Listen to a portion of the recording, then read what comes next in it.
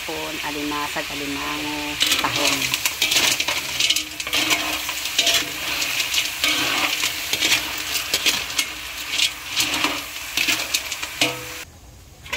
Nilagyan ko na siya ng gata. Pero dadagdagan ko pa po yan.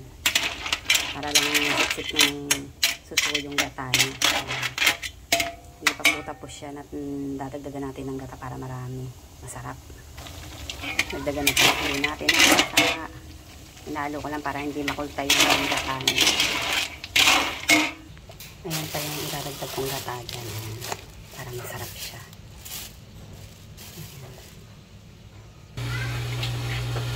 Daming gata niya.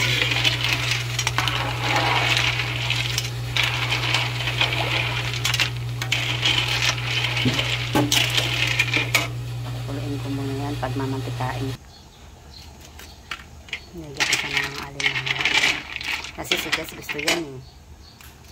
Hindi ako alimasag. Ayan. Gusto na ako ng dalaguta yan.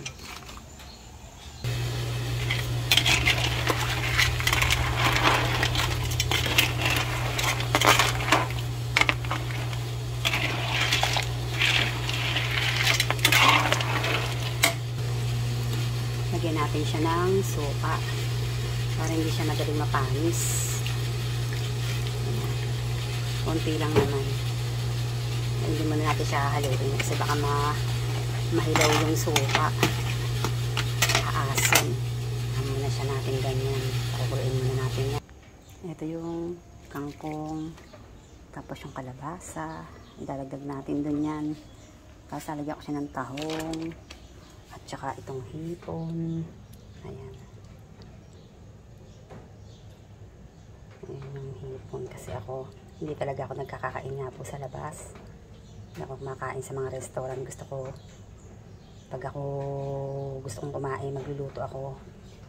Tapos kukumpletuhin ko siya para masarap. Ayan.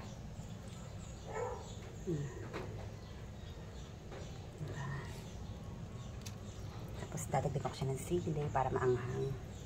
Ayan. Ito yung pangkaraniwang hipon lang talaga. Ayan. May mga swahi-swahi yan na maliliit lang. Si Jess ko kasi mahilig po sa mga seafoods. Pero ayaw niya ng isda. Gusto lang niya yung mga ganyan at saka yung ano, yung alimangot, alimasag. Ayan. Eh magpupunta siya sa kondo. Sabi ko, sige, magluluto tayo para meron kang iinitin pagka uuwi ka galing ng school. Hindi ka na magluluto, hindi ka na problema. Ayan. Ayan, nilagay na natin yung kalabasa. Tatakban ngayon natin yan. So, haluin ko muna kasi baka manikit. Wala kasi yung halong tubig o sabaw. Parang medyo naninikit ng ilalim. Ganun muna natin. May pagre-regalo na kasi yung anak ko niyan. Si Jazz. Ayan. Ayan paluto niya sa akin.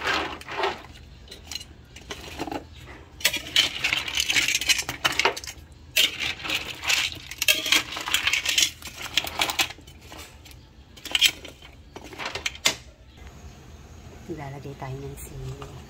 Ayan, dami ko siling nilagay. Oh. Ay, sarap. Para kumakagat-kagat yung ano.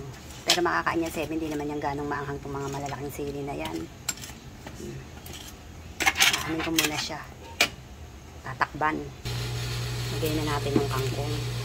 Para pagluto ng kalabasa, hindi na matagalan din ng pagluluto ng ano, yung kangkong. Kasi ilalagay ko pa yung tahong at saka yung hipon. Para pag tinakpan ko, ito na siya.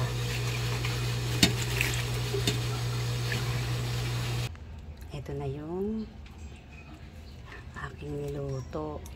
Lalagyan na natin yung hipon. Ayoko kasi ng lutong-luto yung hipon. Mahirap buksan. Medyo malambot na yung kalabasa eh. Tapos mamaya pag medyo ano na yung hipon, yan namang tahong. Ano natin yan.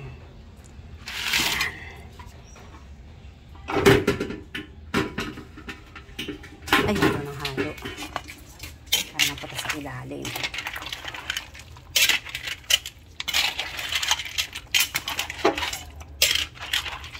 mahirap maghalo ng isang kamay. Lalagay ko na yung tahong. Ito. Ay, hindi pa ako nakakain sa luto ng hipon.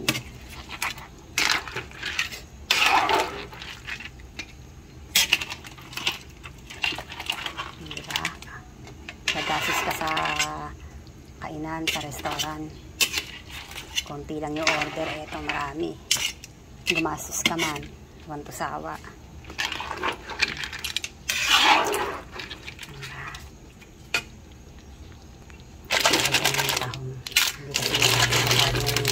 Itong luto yung hipon. Hindi ko na siya pagmamantikain kasi nanilikit na. Kasi nga, wala akong hinaling sa bawdan. Puro gata.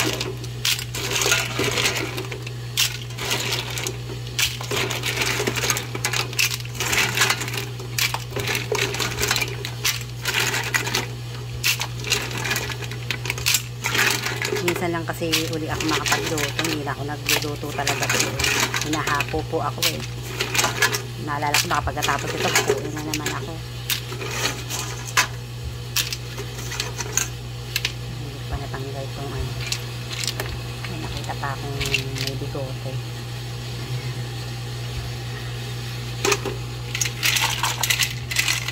Haluin ko yan.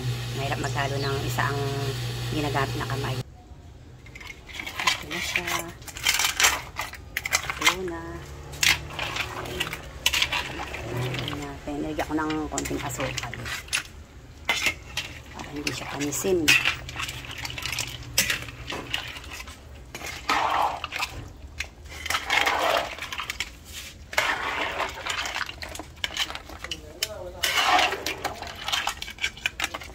Hirap maghalo ng isang kamay lang ang kaya.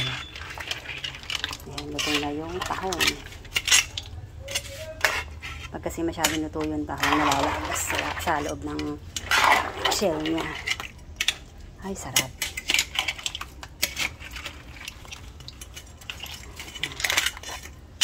Ito kasi babaunin ni Justo eh. Kasi daw niya yan eh. Kahinaluan ko.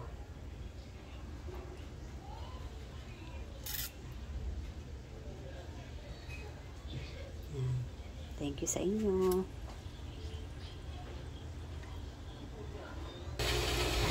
Nakalimutan ko sabihin na kailangan po kasi yung gatang may halong pilipit na ano, kailangan may sabaw kasi hindi siya masisip-sip pag wala siyang sabaw. Ayan. Hindi ko na siya ganong inano yung pinagmantika kasi matutuyo yung sabaw na masunog yung ilalim. Ayan, thank you. Ayan na yung aking niluto. Ayan na. Sarap. Kain tayo.